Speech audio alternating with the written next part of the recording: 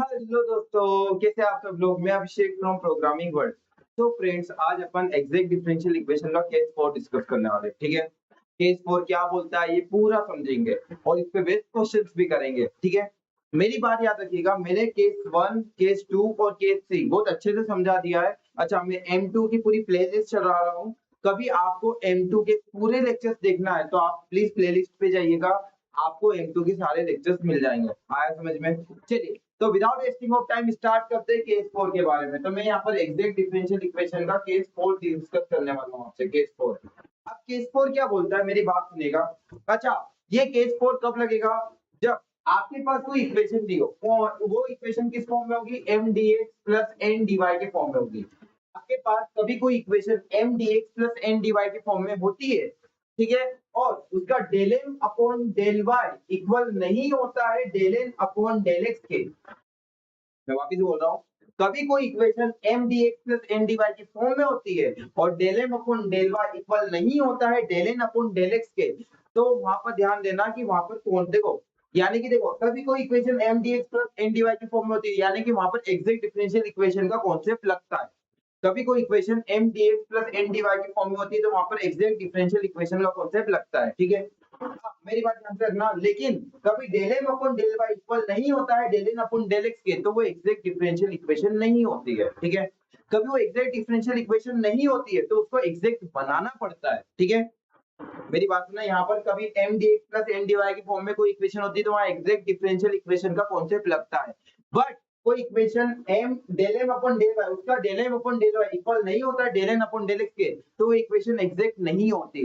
कभी वो एग्जैक्ट नहीं होती तो उसको एग्जैक्ट बनाना पड़ता है, और उसको एग्जैक्ट बनाने के टोटल 5 फॉर्म है, मतलब 5 केसेस है। ठीक है, 5 केसेस में से 3 केसेस अपन ने डिस्कस कर लिया, आज फोर्थ केस की बात करने वाले हैं। ठीक है, फोर्थ केस क्या बोलता है? फोर्थ केस बड़ा यूनिक है।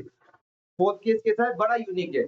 फोर्थ केस का बोलना है कि कभी एम बड़ा होता है एन से, कभी एम क्या होता है? बड़ा होता है, किससे बड़ा होता है? एन से। ठीक है, कभी एम बड़ा होता है एन से, तो वहां पर केस फॉल लगेगा। सर एम बड़ा होता है एन से, इसका क्या मतलब? फॉर एग्जाम्पल मैं एक इक्वेशन ले लेता हूँ, जस्ट सपोज की X square plus Y square D X plus में 2y डी वाई। आगे समझ में? तो मैंने ये कोई इक्वेशन ली है, तो यहाँ पर देखा जाए, देखो ये आ रहा है, रिकॉर्ड हो रहा है, ठीक है। तो मैंने कोई इक्वेशन ली है X square plus Y square D X plus में 2y dy। ठीक है, अब मेरी बात सुनना, m क्या है? यहाँ पर m है X square plus Y square, और n क्या है? n है 2y। तो यहाँ पर देखा जाए तो ये दो चीजें, राइट, और स्क्वायर में भी है। देखो m क्या है? m में x है और y दोनों है, ठीक है, और स्क्वायर में भी है। तो यहाँ पर देखा जाए तो m की जो वैल्यू है वो ग्रेटर होगी, किससे बड़ी होगी? n से। m की जो वैल्यू है वो बड़ी होगी, मतलब m जो है बड़ा है, n छोटा है। आया समझ में? कभी m बड़ा होता है और n छोटा होता है तो उस केस में केस फॉल लगता है। आया समझ में? कभी आपका n बड़ा होता है और n छोटा होता है तो वहां पर केस फॉल लगता है, ये समझ जाइएगा। ठीक है, तो केस फॉल कहां पर लगेगा? जब आपका n बड़ा होगा और n छोटा होगा। जैसे फॉर एग्जांपल यहाँ पर देखा जाए तो X square plus Y square है, ठीक है, बट यहाँ पर देखा जाए तो यहाँ पर n इक्वल टू 2y। ठीक है, यानी कि यहाँ पर एक ही वैल्यू है और यहाँ पर दो दो वैल्यू है। ठीक है, तो यहाँ पर क्या है? m बड़ा है और स्क्वायर में भी m देखा जाए तो X square plus Y square है, तो m बड़ा है और n छोटा है। तो जब m बड़ा होता है और n छोटा होता है तो वहां पर केस फॉल लगता है। आया समझ में? जब m बड़ा होता है और n छोटा होता है तो वहां पर क्या लगता है? वहां पर ना केस फॉल लगता है एग्जैक्ट डिफरेंशियल इक्वेशन का। अब केस 4 क्या बोलता है समझते हैं। केस 4 बोलता है कि जब m बड़ा है और n छोटा है तो आप क्या करेंगे उस केस में? आप ना 1 अपॉन में n del m upon del y minus del n upon में डेल x करेंगे। ठीक है, आप क्या करेंगे उस समय? जब आपको इस तरीके का कुछ फॉर्म दिखता है कि m बड़ा है और n छोटा है, जब आपको m बड़ा मिलता है और n छोटा मिलता है तब आप क्या करेंगे? 1 अपॉन में n del m upon del y minus del n upon del x करेंगे, और इसको किसके इक्वल रखेंगे? fx के। किसके इक्वल रखेंगे? fx के। आज समझ में? यानी कि fx इक्वल टू 1 अपॉन में n del m upon del y minus del n upon del x। ठीक है, और इसको किसके इक्वल रखा है? fx के। किसके इक्वल रखा है? fx के। आया समझ में? उसके बाद क्या करेंगे? उसके बाद आप if निकालेंगे। क्या निकालेंगे? if। ठीक है, if कैसे निकलेगा? e की power integration of fx dx। आगे समझ में? फिर if निकलेगा, जैसे ही आईएफ निकलता है फिर आप क्या करेंगे, फिर वही अपन जो केस 1 केस 2 केस 3 में किया था, क्या करेंगे, नया एम निकालेंगे। नया एम कैसे निकलेगा, पुराना एम मल्टीप्लाई बाय आईएफ। फिर क्या करेंगे, नया एम निकालेंगे। नया एम कैसे निकलेगा, पुराना एम मल्टीप्लाई बाय आईएफ। फिर क्या करेंगे, नया एन निकालेंगे। नया एन कैसे निकलेगा, पुराना एन मल्टीप्लाई बाय आईएफ। ठीक है, आगे समझ में। मैं एक बार और वर्किंग समझा देता हूँ, चिंता ना करो, क्वेश्चन करेंगे, दो दो क्वेश्चन करेंगे, आराम से समझ में आएगा। ठीक है, मेरी बात सुनो। कभी कोई equation m dx plus n dy के फॉर्म में होती है, बट उसका del m upon del y equal नहीं होता है del n upon del x के। ठीक है, यानी कि वो इक्वेशन एग्जैक्ट नहीं है। तो फिर क्या करना है, उसको एग्जैक्ट में कन्वर्ट करना है। कैसे एग्जैक्ट में कन्वर्ट करेंगे, आप यहाँ पर केस 4 की बात करते हैं। केस 1 केस 2 केस 3 वाले फॉर्म बता दिए। कभी आपको पूरा एग्जैक्ट डिफरेंशियल इक्वेशन देखना है तो मैंने क्या बोला, प्लेलिस्ट है, जाओ और देखो। ठीक है, M2 की पूरी प्लेलिस्ट बनी है। चलिए, तो मेरी बात सुनिएगा, कभी m ग्रेटर होता है n से तो वहां पर केस 4 लगेगा। अरे कहां पर केस 4 लगेगा, कभी m ग्रेटर होता है और n छोटा होता है। क्या होता है, m बड़ा है और n छोटा है तो वहां पर क्या लग जाएगा, केस 4। केस 4 का क्या फॉर्मूला होगा, 1 अपॉन में n मल्टीप्लाई बाय पूरा whole bracket del m upon del y minus del n upon del x। ठीक है, ये याद रखना। इसको किसके इक्वल रखा मैंने, fx के। अरे किसके इक्वल रखा, fx के। आया समझ में। फिर क्या करेंगे, if की बात कर लीजिए। if क्या आएगा, e की पावर f dx। ठीक है, इंटीग्रेशन मतलब e का एक्सपोनेंशियल में इंटीग्रेशन कर देंगे f dx का। ठीक है, उसके बाद क्या करेंगे, मुझे if मिल जाएगा, यानी कि इंटीग्रेटिंग फैक्टर मिल जाएगा। अरे क्या मिल जाएगा, इंटीग्रेटिंग फैक्टर। फिर मैं क्या करूंगा, नया m निकालूंगा। नया m कैसे निकलेगा, पुराने m को if से मल्टीप्लाई करने का। अरे नया m कैसे निकलेगा, जो पुराना m है ना उसको मल्टीप्लाई कर दो नए if के साथ। ठीक है, फिर क्या निकालूंगा, नया n निकालूंगा। नया n कैसे निकलेगा, पुराने n को मल्टीप्लाई करूंगा if के साथ।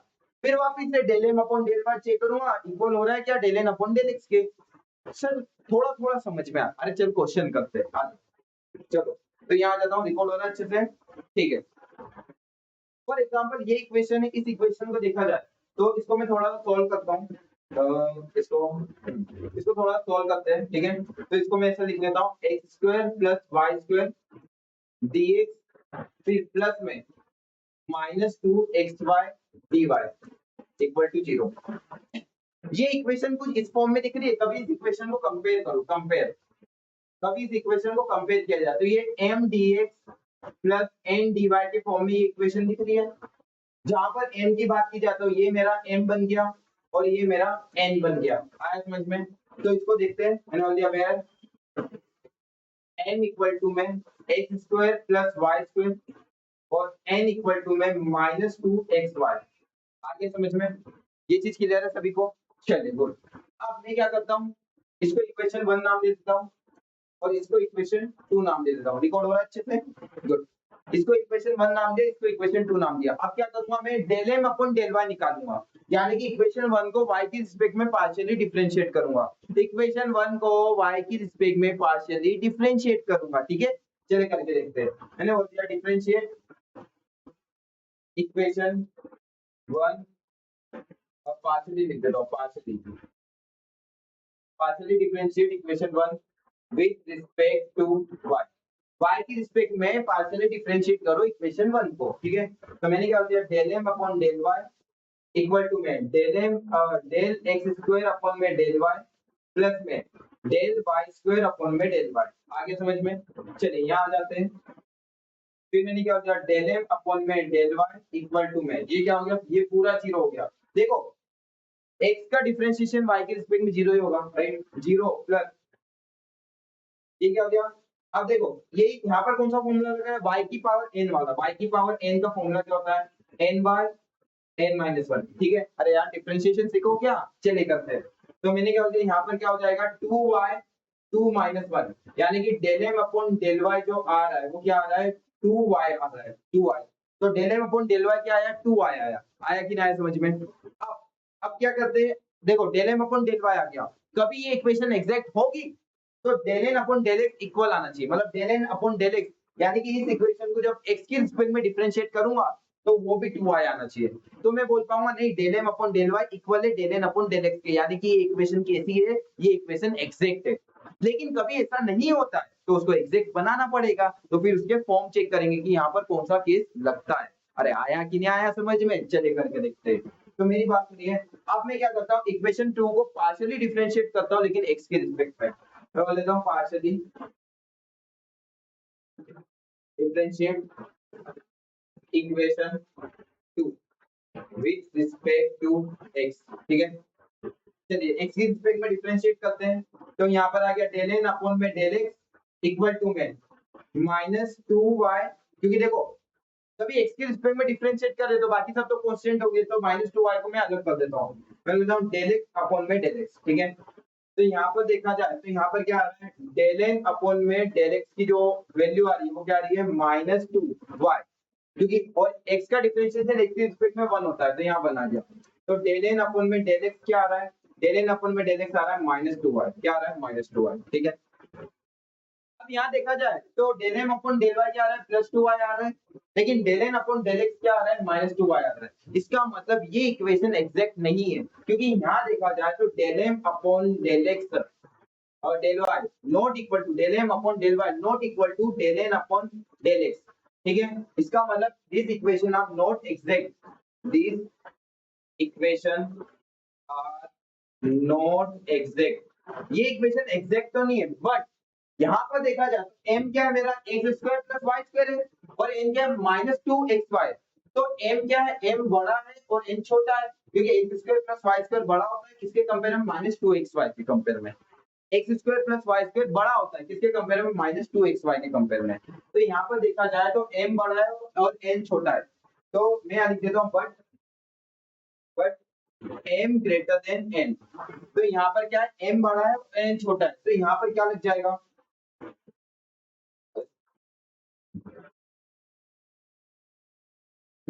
तो यहाँ पर अपन क्या करेंगे, मेरी बात ध्यान से सुनना। तो यहाँ पर क्या करूंगा, तो तो fx इक्वल टू में fx इक्वल टू में 1 upon n del m upon del y minus del n upon में डेल x, ठीक है। ऐसा करेंगे क्योंकि आपको पता है जब m बड़ा होता है और n छोटा होता है तब ऊपर क्या करते हैं, मेरी बात सुनिए, जब m बड़ा होता है क्या होता है, हाँ m बड़ा होता है और n छोटा होता है, तो फॉर्मूला ऐसा लग जाता है 1 अपॉन में n del m upon del y minus del n upon del x, और ये fx की इक्वल रखना है, ठीक है। तो कर रहा हूँ, वही तो कर रहा हूँ, मैं क्या कर रहा हूँ, वही तो कर रहा हूँ। चलिए करके देखते हैं, तो मैंने बोल दिया fx इक्वल टू में 1 अपॉन n यानी कि n की वैल्यू क्या थी भाई, n की वैल्यू ये, ठीक है 1 अपॉन n, तो 1 अपॉन n यानी कि n क्या है माइनस 2xy, तो 1 अपॉन n क्या हो जाएगा माइनस 1 अपॉन में 2xy, आगे समझ में। फिर del m upon del y, del m upon del y यानी कि del m upon del y की क्या वैल्यू है plus 2y, del m upon del y की क्या वैल्यू है प्लस 2y, ठीक है। माइनस ये फॉर्मूले का माइनस है, हाँ ये जो माइनस है ये फॉर्मूले का, ठीक है। फिर del n upon del x, del n upon del x की क्या वैल्यू है माइनस 2y, तो यहाँ पर क्या आ गया माइनस 2y, ठीक है। आ गया समझ में। कभी इसको मैं सॉल्व करूं, fx इक्वल टू में माइनस 1 अपॉन में 2xy, देखना ये माइनस से माइनस कैंसिल, तो ये क्या हो गया 2y प्लस 2y, ठीक है। आ गया समझ में। और इसको मैं यहाँ सॉल्व कर देता हूँ इधर, ठीक है। ऊपर नोट्स करते जाइए, ठीक है, मैं जैसा समझा रहा हूँ वैसे ही नोट करते जाइएगा, एग्जाम में अच्छे नंबर मिल जाएंगे, चिंता मत कीजिए, ठीक है। चलिए तो fx का जो वैल्यू आ रहा है, fx का क्या वैल्यू आ रहा है माइनस 1 अपॉन में 2xy और 2xy प्लस 2xy इनटू में 4 सॉरी 2y प्लस 2y, तो कितना हो गया 4y हो गया, आया समझ में। अब ये y से ये y कैंसिल, ये 2 से ये 4 कैंसिल, ठीक है। तो मेरा fx का जो वैल्यू आ रहा है वो क्या आ रहा है माइनस 2 अपॉन में x, मेरा क्या आया fx का वैल्यू माइनस 2 अपॉन में x आया। अरे आया कि नहीं समझ में, मेरी fx की क्या वैल्यू आ रही है माइनस 2 अपॉन में x, रिकॉर्ड हो रहा है अच्छे से, गुड। चलिए एक बात ध्यान से सुनिएगा, अब मुझे क्या निकालना है, fx की वैल्यू आ गई, अब मुझे क्या करना है, मेरी बात ध्यान से सुनिए, अब मुझे इंटीग्रेटिंग फैक्टर निकालना है। इंटीग्रेटिंग फैक्टर का क्या फॉर्मूला होता है, e की power integration of fx dx, integrating factor का क्या फॉर्मूला है, e की power integration of fx dx, तो ये निकाल के देखते हैं, चलिए करें स्टार्ट। तो मैंने इंटीग्रेटिंग फैक्टर निकाला, इंटीग्रेटिंग फैक्टर का क्या फॉर्मूला है, e की power integration of fx dx, ठीक है। चलिए करते हैं, तो इंटीग्रेटिंग फैक्टर निकाल लेता हूं मैं, e की पावर fx, fx की वैल्यू क्या है माइनस टू अपॉन में x dx, ठीक है। तो इसको कभी मैं सॉल्व करूं, ठीक है, इसको छोटा कर देता हूं,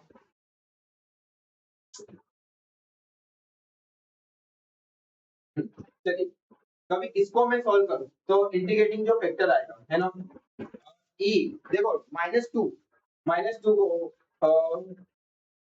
ठीक है, -2 को मैं कॉमन ले लेता हूँ, बाहर ले लेता हूँ क्योंकि -2 का कोई काम ही नहीं है। तो 1 अपॉन में x dx, अब 1 अपॉन में x का जो इंटीग्रेशन है वो log x होता है, तो मैंने बोल दिया इंटीग्रेशन ऑफ e की पावर -2 log x, ठीक है। अब एक आइडेंटिटी आपने पढ़ी होगी, वो आइडेंटिटी होती है m log n equal to में m सॉरी log n की पावर m, ठीक है। तो हाँ इसको n ले लो, इसको m ले लो, कोई फर्क नहीं पड़ता, आइडेंटिटी है, ठीक है। तो इसका क्या हो जाएगा IF, ये जो मेरा IF आ रहा है वो क्या आ रहा है, तो ये देखो m की जगह कौन है -2 है, ठीक है, तो ये ऊपर चले जाएगा, तो ये क्या हो जाएगा log x की पावर -2। अब आपको पता है कि log और एक्सपोनेंशियल एक दूसरे के दुश्मन रहते हैं, तो ये log से ये एक्सपोनेंशियल कैंसिल आउट हो गया, ठीक है। तो मेरी बात यहाँ पे सुनना, ठीक है, इसको मैं हटा देता हूँ ना, ये आपने नोट कर लिया होगा, ठीक है। अब इसका कोई काम नहीं है तो इसको हटा दो।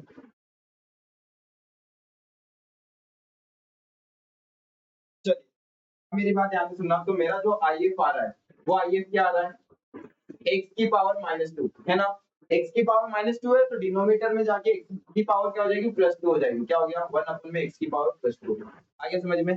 तो ये मेरा IF निकला है। अब मेरा इंटीग्रेटिंग फैक्टर निकल गया, अब क्या करना है मुझे नया m निकालना है। नया m कैसे निकलेगा, पुराना m मल्टीप्लाई बाय IF, ठीक है। तो नया m निकलेगा, तो नया m कैसे निकलेगा, पुराना m मल्टीप्लाई बाय IF, ठीक है। पुराना m कौन सा है मेरा, पुराना m ये रहा x square plus y square, ये रहा, ठीक है। तो मैंने बोल दिया x square plus y square multiply by IF यानी कि 1 अपॉन में x स्क्वायर, तो अंदर मल्टीप्लाई करते हो तो मैंने बोल दिया m इक्वल टू में एक्स स्क्वायर क्या है, हाँ यहाँ पर आ गया एक्स स्क्वायर अपॉन में x square plus Y square upon में एक्स स्क्वायर। तो देखो एक्स स्क्वायर से एक्स स्क्वायर कैंसिल हो गया, तो कितना बचा 1, तो मैंने बोल दिया जो नया m आया वो आया 1 प्लस में वाई स्क्वायर अपॉन में एक्स स्क्वायर। तो ये मेरा नया m आ गया, क्या आ गया नया n। अब मुझे क्या निकालना है, नया n निकालना है, रिकॉर्ड हो रहा है अच्छे से। चलिए नया n निकाल लेते हैं। नया n कैसे निकालेंगे, पुराना n मल्टीप्लाई बाय आइए, पुराना n कौन सा है, पुराना n ये रहा -2xy, तो मैंने बोल दिया -2xy डिवाइडेड इनटू में IF क्या है 1 अपॉन में x स्क्वायर, ठीक है। तो अंदर अब देखो ये x से ये x कैंसिल हो गया, तो यहाँ पर n की जो वैल्यू आ रही है वो n की वैल्यू क्या आ रही है -2y अपॉन में x, ठीक है। n की जो वैल्यू है वो यही है, ठीक है। अब मैं इसको इक्वेशन 3 नाम दे देता हूँ और इसको इक्वेशन 4 नाम दे देता हूँ। अब इक्वेशन 3 इसको y की रिस्पेक्ट में पार्शियली डिफरेंशिएट करके देखते हैं, इसको x की रिस्पेक्ट में पार्शियली डिफरेंशिएट करके देखते हैं कि दोनों इक्वल आ रहे हैं कि नहीं आ रहे, ठीक है। चलिए करते हैं। तो मैं यहाँ पर अब मैं डायरेक्टली डिफरेंशिएट कर रहा हूँ, वो आप लिख लेना कि पार्शियली डिफरेंशिएट इक्वेशन 3, ठीक है, विद रिस्पेक्ट टू y। तो मैंने लिख दिया del m अपॉन में del y, del m upon del y क्या आ रहा है, मेरी बात सुनिए, del m 1 अपॉन में del y प्लस में del y स्क्वायर अपॉन में del x del del y और इनटू में 1 अपॉन में x स्क्वायर, ठीक है। चलिए किसी कांस्टेंट का डिफरेंशिएशन क्या होता है, 0 होता है, तो del m upon del y में ये क्या आ गया 0 प्लस में वही y स्क्वायर है, तो ये क्या हो गया 2y 2 1 यानी कि 1 ही हो जाएगा, अरे 2 1 डिफरेंशिएशन दिखाने की जरूरत नहीं पड़नी चाहिए वैसे तो। और यहाँ पर क्या हो गया x स्क्वायर, यानी कि del m upon del y की जो वैल्यू आ रही है वो क्या आ रही है del m upon del y equal to 2y upon में x स्क्वायर आ रहा है, आगे समझ में, ये del m upon del y की वैल्यू आ रही है। अब del n upon del x निकाल के देखते हैं, ठीक है, इसको मैं हटा दूं,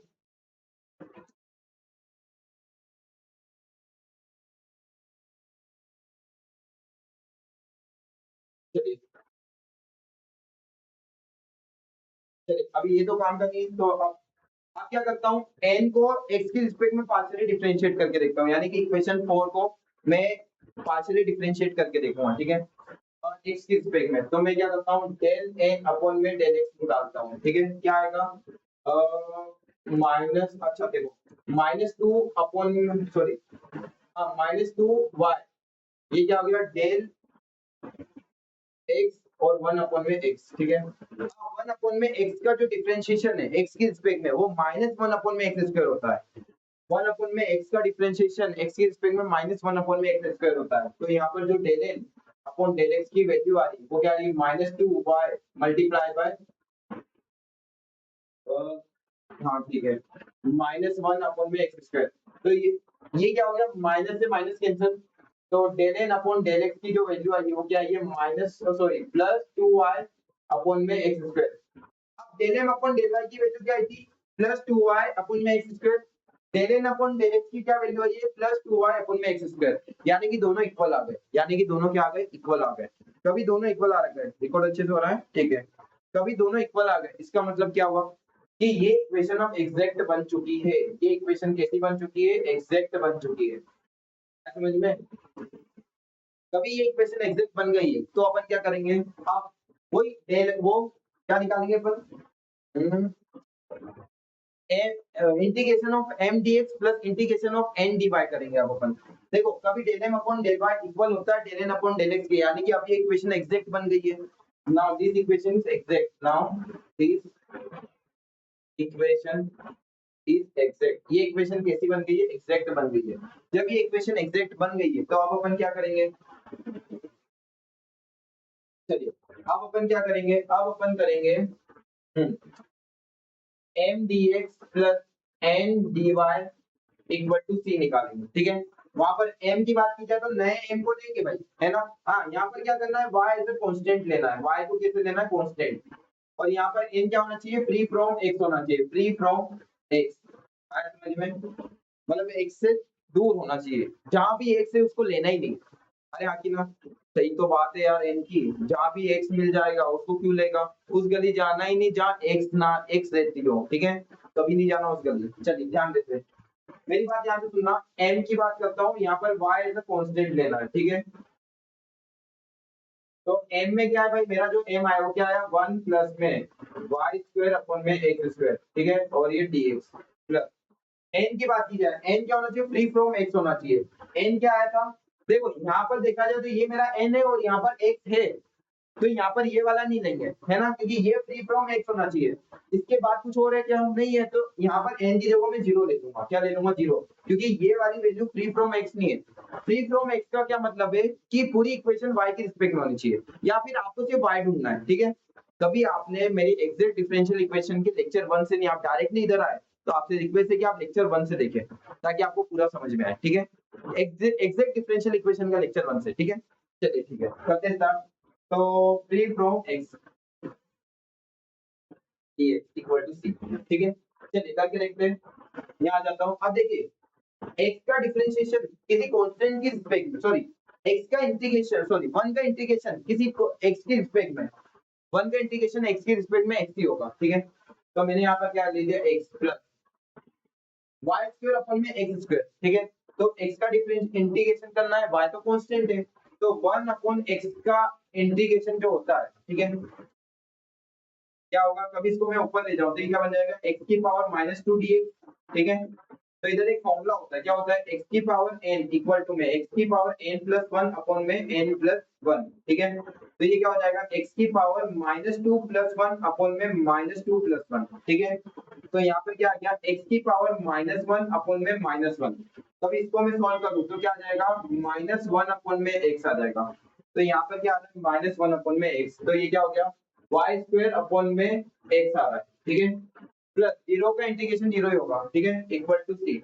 तो ये मेरा फाइनल आंसर आ गया ठीक है, this is my final answer. और आई होप आपको केस 4 बहुत अच्छे से समझ में आया होगा। थोड़ा बहुत लग रहा है कि सर थोड़ा सा रह गया, थोड़ा सा समझ में नहीं आया, या थोड़ा सा नहीं आया ना, एक और क्वेश्चन करके देखते हैं। चलिए तो एक और क्वेश्चन करके देखते हैं, टाइम है अपने पास, बिल्कुल टाइम है, चलिए करके देखते हैं ठीक है। तो ये वाला क्वेश्चन करके देखते हैं ठीक है। ये वाले क्वेश्चन में भी आपको देखा जाए तो ये इक्वेशन भी किसके इसमें दिख रही है, ऑन कंपेयरिंग इक्वेशन। ये इक्वेशन जो है वो m dx plus n dy के फॉर्म में दिख रही है, हाँ दिख रही है। अच्छा पहले इसको मैं सेक्शंस में बांट देता हूँ, क्या प्रॉब्लम आती है फिर ठीक है, 3 सेक्शन में देखा ज्यादा अच्छा लगेगा। अब मेरी बात ध्यान से सुनना, वेयर m की बात की जाए तो m क्या है, अब थोड़ा जल्दी करेंगे। हाँ m क्या है भाई, m की बात की जाए तो क्या है, ये मेरा पूरा m है और ये पूरा क्या है n है ठीक है। चलिए m की बात की जाए तो क्या है x square plus y square plus 2x, और n की बात की जाए तो n क्या है, n मेरा 2y ठीक है। आगे समझ में? चलिए अब मैं क्या करता हूँ, इसको इक्वेशन 1 नाम दे देता हूँ और इसको इक्वेशन 2 नाम दे देता हूँ, ठीक है। इक्वेशन 1 को डिफरेंशिएट करना है y की रिस्पेक्ट में और इक्वेशन 2 को डिफरेंशिएट करना है x की रिस्पेक्ट में, ठीक है। तो मैं लिख देता हूँ partially differentiate equation 1 with respect to y and equation 2 with respect to x। आगे समझ में? यानी कि इक्वेशन 1 को y की रिस्पेक्ट में पार्शियली डिफरेंशिएट करो और इक्वेशन 2 को x की रिस्पेक्ट में करो। तो मैं यहाँ आ जाता हूँ डेल m अपॉन में डेल y, ठीक है। चलिए y की रिस्पेक्ट में करना है, अब मैं डायरेक्टली कर रहा हूँ। देखो y की रिस्पेक्ट में x स्क्वायर, चलो कर देता हूँ यहाँ डेल x स्क्वायर अपॉन में del y plus del y square upon में डेल y प्लस और 2 तो इधर लिख देता हूँ डेल x अपॉन में डेल y। आगे समझ में? यहाँ ध्यान देना, अब यहाँ ध्यान देना डेल m अपॉन में डेल y, ठीक है। x का डिफरेंशिएशन किसी कांस्टेंट के रिस्पेक्ट, सॉरी x का डिफरेंशिएशन y के रिस्पेक्ट में 0 ही होगा, ठीक है। प्लस y स्क्वायर है तो 2y 2 माइनस 1, राइट। फिर क्या आ गया, तो x का डिफरेंशिएशन y के रिस्पेक्ट में 0, तो यहाँ 2 into 0। तो मेरा जो del m upon del y आ रहा है वो क्या आ रहा है, 2y आ रहा है। क्या आ रहा है, 2y। कभी ये इक्वेशन एग्जैक्ट होगी तो del n upon del x को भी 2y आना चाहिए। देखो यहाँ पर मैंने लिख के रखा है। तो आप इक्वेशन 2 को x के रिस्पेक्ट में डिफरेंशिएट करके देखते हैं। ये क्वेश्चन एक बार मैं चेक कर रहा हूँ सही है कि गलत है। एक मिनट, हाँ मेरे क्वेश्चन में कुछ गलती दिख रही है।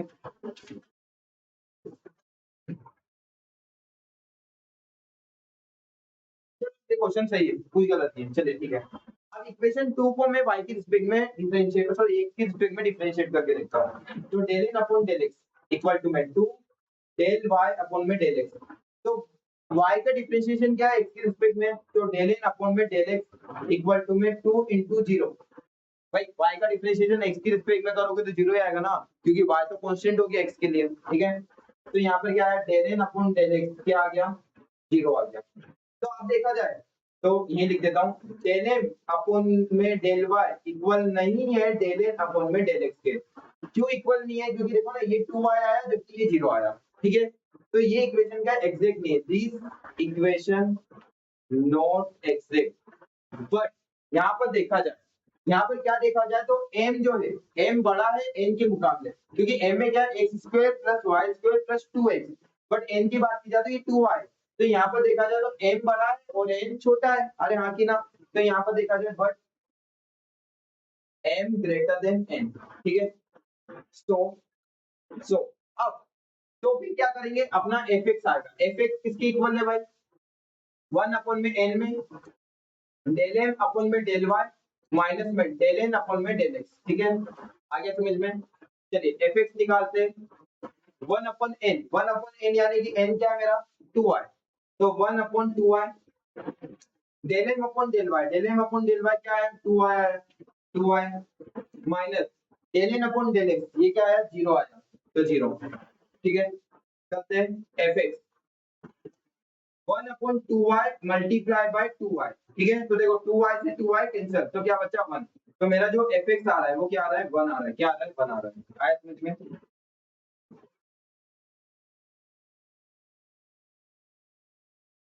चलो अब क्या करेंगे, अब इंटीग्रेटिंग फैक्टर निकालेंगे। इंटीग्रेटिंग फैक्टर कैसे निकलेगा, e की पावर fx dx, ठीक है। तो इंटीग्रेटिंग फैक्टर निकालो, तो e की पावर fx, fx क्या आया था 1 आया था, तो 1 dx, 1 का इंटीग्रेशन x की रिस्पेक्ट में x ही होगा, तो e की पावर x, ठीक है। इंटीग्रेट जो इंटीग्रेटिंग फैक्टर आया है वो क्या है e की पावर x आया है। आया समझ में? अब मैं क्या निकालूंगा, नया m निकालूंगा, और क्या निकालूंगा, नया सॉरी नया m और नया n निकालना है, ठीक है। नया m और नया n निकालना है, नया m और नया n, नया m और नया n कैसे निकलेगा। चलिए इसको मैं छोटा कर रहा हूँ पूरे को, ये आपने नोट कर लिया होगा जो है ना। हाँ तो इसको मैं पूरा ही छोटा कर देता हूँ, ये आपने नोट कर लिया था, ठीक है।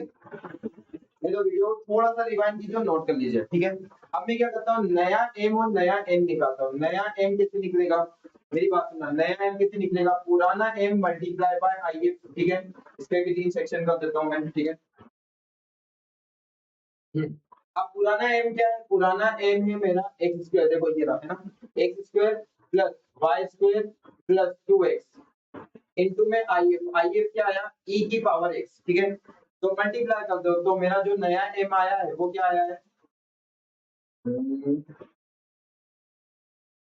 हाँ ठीक है, नया m क्या आया? x स्क्वायर e की power x plus y square e की power x plus 2x e की पावर x। आगे समझ में? ये मेरा नया m आया है।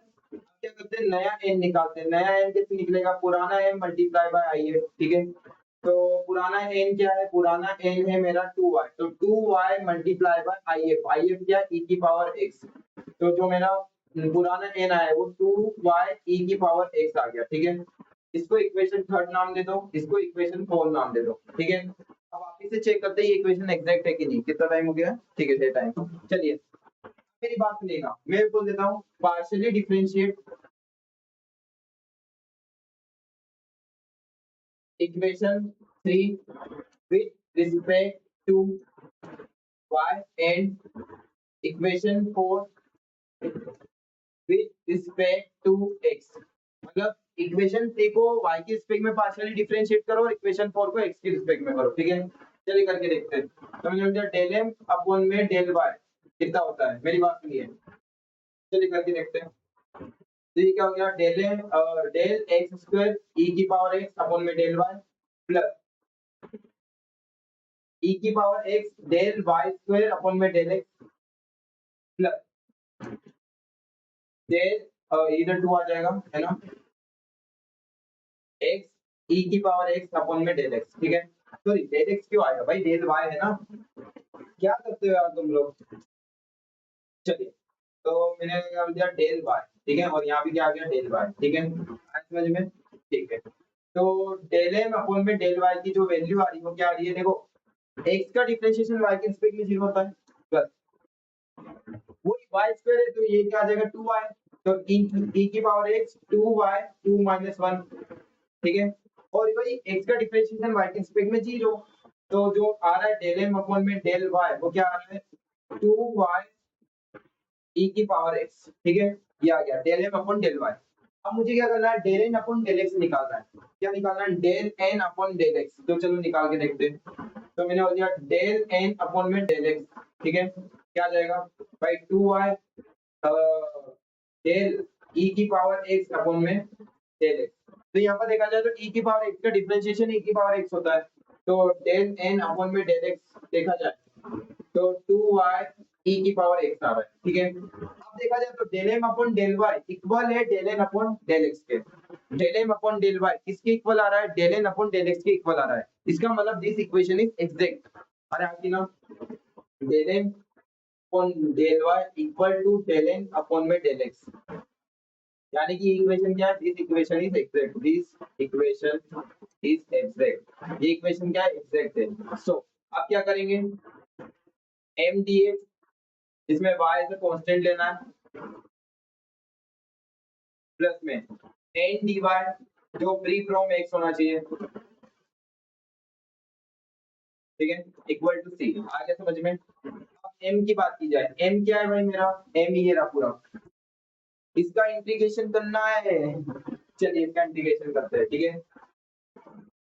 चलिए मैं करता हूँ x का स्क्वायर e की power x plus y square e की पावर x प्लस 2x, है ना।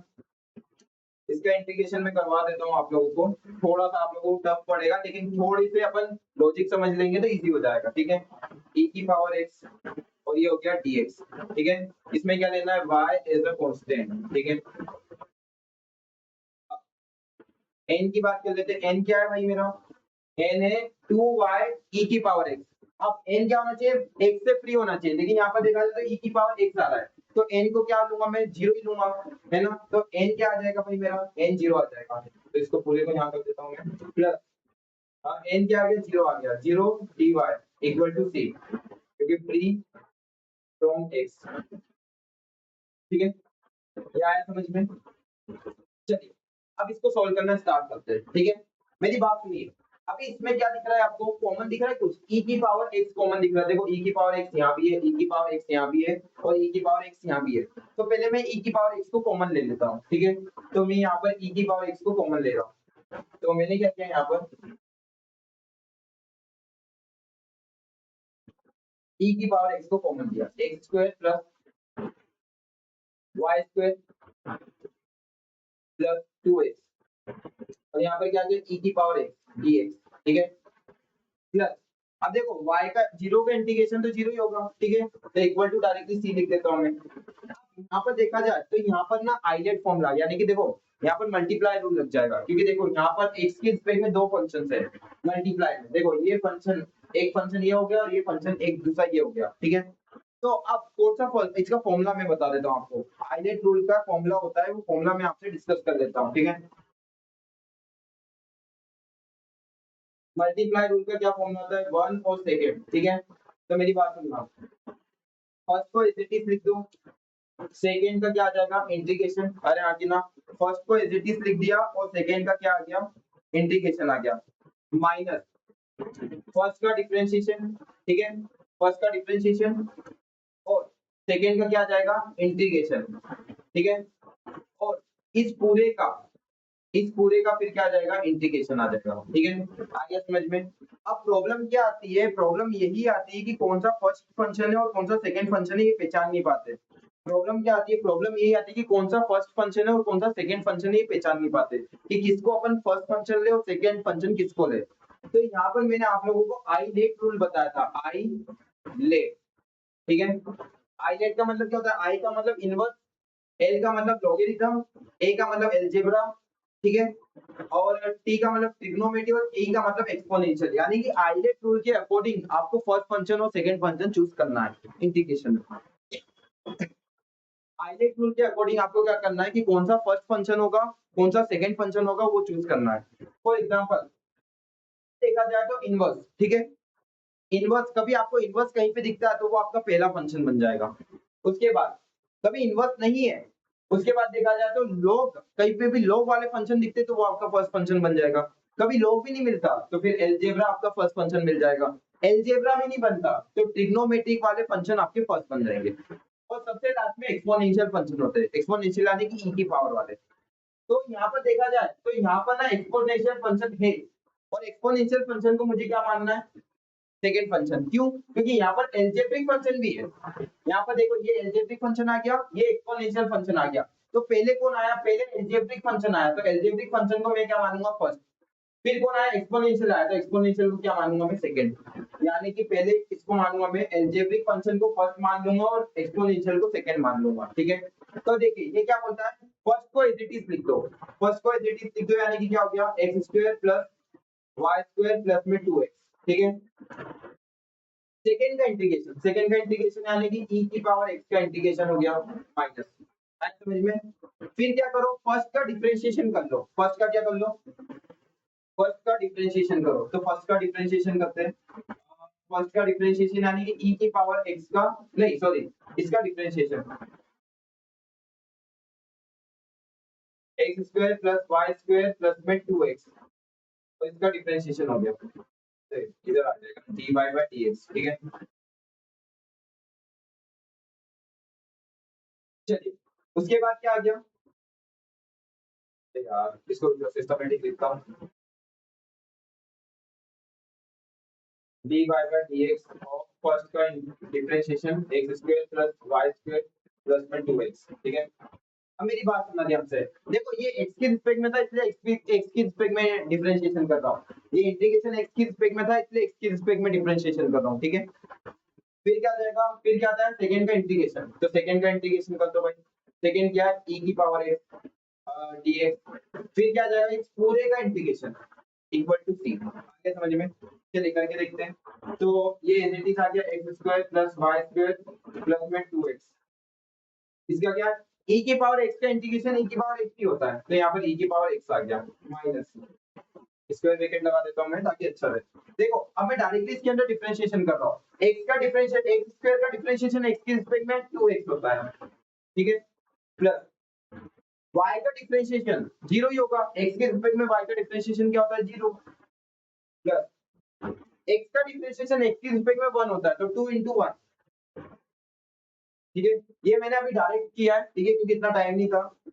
चलिए अब e की पावर x का इंटीग्रेशन e की पावर x ही होता है, तो यहाँ पर e की पावर x आ गया, ठीक है। अब इस पूरे का क्या करना है, अपने को इंटीग्रेशन करना है, होल इंटीग्रेशन, यानी कि बात की जाए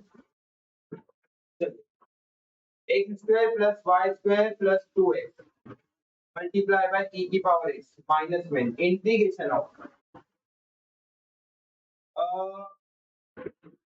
ठीक है, इसको अंदर मल्टीप्लाई कर दो तो 2x e की पावर x प्लस में 2e की पावर x का इंटीग्रेशन आ गया, ठीक है, इक्वल टू c। आ गया समझ में? चलिए इंटीग्रेशन करके देखते हैं, इसको मैं अंदर आ जाता हूँ, इंटीग्रेशन करते हैं, x square plus Y square plus 2x e की पावर x माइनस, ठीक है, रिकॉर्ड हो रहा है अच्छे से, ठीक है। चलिए अंदर इसका इंटीग्रेशन करते हैं अपन, ठीक है, इसको इधर करते हैं मैंने, ठीक है। चलिए तो x क्या करना है ना, हाँ ठीक है, 2x e की पावर x dx प्लस में इंटीग्रेशन ऑफ 2e की power x dx equal to c, ठीक है। चलिए कर स्टार्ट,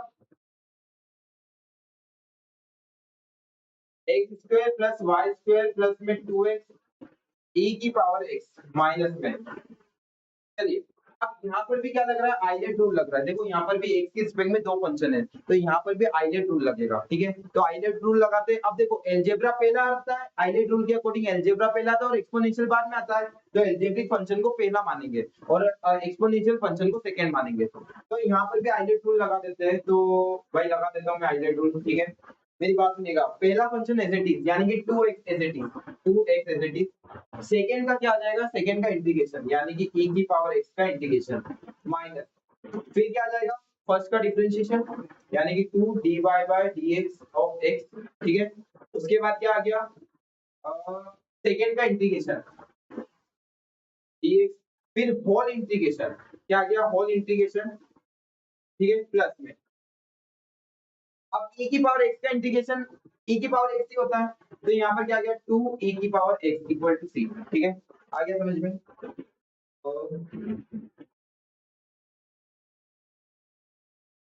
ठीक है, एक मिनट कुछ गलती तो नहीं, राइट, इसको मैं यहाँ पर थोड़ा सा इसका ब्रैकेट क्लोज कर देता हूँ और ये इसका ब्रैकेट है, ठीक है। चलिए मेरी बात ध्यान सुनना, x square plus Y square plus 2x e की पावर x, ठीक है, माइनस, ध्यान दो, चलिए इसको सॉल्व करते हैं, अंदर आ जाओ, 2x मल्टीप्लाई बाय e की पावर x का इंटीग्रेशन e की पावर x ही होता है माइनस x का डिफरेंशिएशन x के रिस्पेक्ट में 1 ही होता है, तो यहाँ पर क्या हो गया, 2 into 1 यानी कि 2 ही हो गया, ठीक है। e की पावर x का इंटीग्रेशन e की पावर x ही होता है, ठीक है। आगे समझ में, फिर इस पूरे का क्या हो जाएगा, इंटीग्रेशन हो जाएगा, ठीक है, प्लस 2 e की पावर x का इक्वल टू c, ठीक है। अब इस x को भी e की पावर x को भी अंदर मैं मल्टीप्लाई कर देता हूँ क्योंकि बाद में काम आएगा, e की power x plus Y square e की power x plus 2x e की पावर x माइनस, चलिए अब क्या करता हूँ मैं, पहली बात तो पहले इसको अंदर को सोल्व कर लेता हूँ, फिर अपन ब्रैकेट्स ओपन कर लेंगे, ठीक है। 2x e की पावर x माइनस, अब e की पावर x का इंटीग्रेशन e की पावर x ही होता है, तो ये क्या हो गया, 2 e की पावर x, ठीक है, प्लस 2 e की पावर x इक्वल टू 6। अब क्या करो, ब्रैकेट्स को ओपन करो और ये माइनस भी अंदर मल्टीप्लाई करो, तो x स्क्वायर प्लस e की power x plus y square e की power x plus 2x e की पावर x माइनस, ये माइनस को अंदर मल्टीप्लाई किया तो जो प्लस का माइनस का हो जाएगा, जो माइनस का प्लस का हो जाएगा, तो 2x e की पावर x प्लस 2 e की पावर x माइनस 2 e की पावर x इक्वल टू 3। देखो e की पावर x से e की पावर x कैंसिल हो गया, यहाँ पर भी कुछ कैंसिल, हाँ 2 माइनस 2x e की पावर x से प्लस 2x e की पावर x कैंसिल हो गया, तो मेरे पास जो आंसर आ रहा है वो आ रहा है x स्क्वायर e की power x plus y square e की power x equal to c, ये मेरे पास फाइनल आंसर आ गया, ठीक है। तो आई होप आपको एग्जैक्ट डिफरेंशियल इक्वेशन का केस बहुत समझ में आया होगा, ठीक है। ये कैलकुलेशन थी, कभी वीडियो अच्छी लगी हो तो प्लीज लाइक करें, सब्सक्राइब करें, क्योंकि आपके सपोर्ट से मुझे पता चल रहा है कि मैं और वीडियो डालूं या नहीं। देखो आपका जितना सपोर्ट रहता है ना, उसके कारण ना मुझे अच्छा लगता है कि हाँ फिर जल्दी से जल्दी सिलेबस खत्म करो, नहीं तो आप फिर सपोर्ट नहीं दिखाओगे तो सोचता हूँ चलो यार सिलेबस खत्म हो जाएगा। तो प्लीज सब्सक्राइब करें और लाइक करें, ठीक है। चलिए बाय।